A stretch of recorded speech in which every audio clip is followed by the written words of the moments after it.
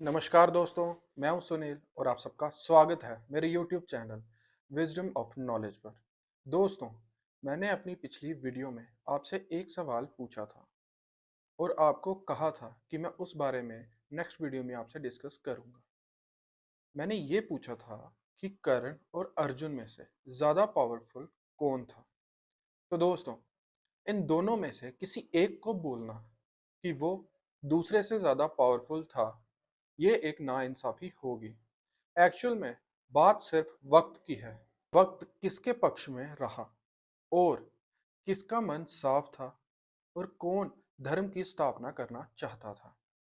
अगर हम वॉरियर के पॉइंट ऑफ व्यू से देखा जाए तो अर्जुन एक ओवरऑल कंप्लीट योद्धा था जिसको मैच करना पॉसिबल नहीं था।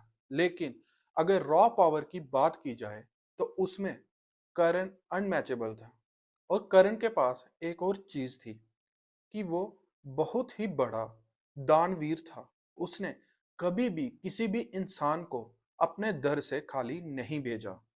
और दोस्तों, हमने अक्सर सुना है कि अगर कर्ण के कवच और कुंडल इंद्रदेव साधु रूप में आकर नहीं मांगते तो महाभारत का युद्ध का जो परिणाम था वो शायद कुछ और ही होता और अर्जुन कभी भी कर्ण को हरा नहीं पाता। इस चीज को मैं थोड़ा सा करेक्ट करूंगा। दोस्तों, जब पांडव अज्ञातवास में थे उस वक्त कौरव जब उनको ढूंढते ढूंढते विराट नगर के पास आए थे, उस वक्त अकेले अर्जुन ने पूरी कौरव सेना को हरा दिया था। और उस कौरव सेना में पितामह भीष्म, गुरु द्रोण, कृपाचार्य और कर्ण जैसे योद्धा भी थे। तो उस वक्त कर्ण के कवच और कुंडल उसके पास ही थे। उस वक्त वो अर्जुन को क्यों नहीं हरा पाए। आजकल की जनरेशन है ना, जो वो कर्ण को बहुत महान मानती है। हालांकि कर्ण महान था लेकिन इतना भी महान नहीं था कि वो अर्जुन को पीछे छोड़ सके। क्योंकि जब कोई इंसान अधर्म का साथ देता है ना तो उसका बल ऑटोमेटिकली कम हो जाता है। अगर वो ही कर्ण धर्म के पक्ष में रहता और जिस वक्त द्रौपदी का चीर हरण हुआ था, कर्ण को उस वक्त अपने दोस्त को समझाना चाहिए था कि द्रौपदी के साथ ऐसा ना करे। दोस्तों, जब कर्ण का अंतिम समय आया था ना तो उसने श्री कृष्ण भगवान जी से यही सवाल किया था कि मैंने पूरी उम्र दान किया है, मैंने कभी किसी के साथ गलत नहीं किया और मेरे साथ इस दुनिया ने इतना ज़्यादा गलत किया, जगह जगह पर मुझे सूत पुत्र बोला गया और फिर भी मुझे ऐसे धोखे से मारा जा रहा है। जिस पर कृष्ण भगवान जी ने कर्ण को कहा कि जो तुम्हारा मित्र है ना दुर्योधन, दुर्योधन के अधर्म का कारण और उसके अधर्म का सबसे बड़ा कारण कर्ण तुम हो। क्योंकि अगर कर्ण दुर्योधन की साइड पर नहीं होता तो दुर्योधन की इतनी हिम्मत ही नहीं थी कि वो ऐसे अधर्म के बारे में सोच भी सके। कर्ण की शक्ति के बल पर वो इतना कुछ करता था। नो डाउट कर्ण कवच और कुंडल के साथ इनविंसिबल था। लेकिन जैसे ही उसने अधर्म का साथ देना शुरू किया तो उसकी किस्मत लिख दी गई थी। क्योंकि अधर्म का हमेशा नाश होकर ही रहता है, चाहे वो कितना ही बलवान क्यों ना हो। और दूसरी साइड पर अर्जुन इतनी ज्यादा पावरफुल होने के बाद भी उसने हमेशा श्री कृष्ण भगवान जी से पूछ कर ही कोई भी कार्य करना सही समझा।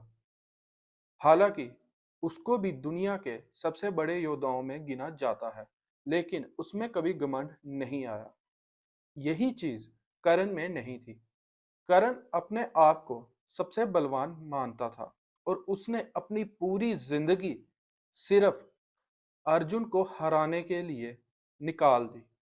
और दूसरी साइड अर्जुन ने, अगर उसने जो भी विद्या ली थी ना, वो उसको अधर्म के खिलाफ यूज करता था। करण ऐसा नहीं था। उसको सिर्फ अपने आप को प्रूव करना था। जो शोषण उसके साथ सोसाइटी ने किया है उसका बदला लेना था। और दोस्तों, बदला लेने की नीयत कभी भी सही नहीं होती है और उसको भगवान भी बचा नहीं सकते। और अर्जुन ने जितनी भी विद्या ली थी ना, उसने अपने आप को प्रूव किया था। जैसे अर्जुन को पाशुपत अस्त्र शिवजी भगवान से प्राप्त हुआ था, जिसके लिए उसने पहले शिवजी भगवान के साथ युद्ध किया था। जब भगवान को लगा कि हाँ, ये इस अस्त्र को डिजर्व करता है, उसी वक्त उसको वो ज्ञान मिला। लेकिन दूसरी साइड कर्ण ने जो भी विद्या ली थी ना, वो झूठ बोलकर ली थी, वो भी परशुराम जी से, जिसकी वजह से उसको श्राप भी मिला था। तो दोस्तों, प्लीज इन दोनों का कंपैरिजन मत कीजिएगा, क्योंकि अगर कंपैरिजन करना है ना, तो कंपैरिजन रावण और श्री राम भगवान का भी किया जा सकता है। इस सिचुएशन में भी अगर देखा जाए तो रावण श्री राम भगवान से ज्यादा पढ़ा लिखा था, उसके पास ज्यादा अस्त्र और शस्त्र थे, और उसके पास ही ज्यादा विद्या भी थी। लेकिन वो श्री राम भगवान को हरा नहीं पाया, क्योंकि वो अधर्म की पक्ष में था। इसी प्रकार कर्ण भी अधर्म के पक्ष में था। और अगर कर्ण के पास कवच और कुंडल भी होते ना, वो तब भी अर्जुन को हरा नहीं सकता था, क्योंकि स्वयं सृष्टि के पालनहार अर्जुन के साथ उस रथ पे विराजमान थे। वो कभी भी अर्जुन को हारने नहीं दे सकते थे, क्योंकि अधर्म की कभी जीत नहीं हो सकती। तो दोस्तों, इस कंपैरिजन में कभी मत फंसो, क्योंकि एक बात करता है धर्म की और एक बात करता है अधर्म की। तो ये हमेशा याद रखना, अधर्म जितना मर्जी पावरफुल हो, धर्म के आगे नहीं टिक सकता।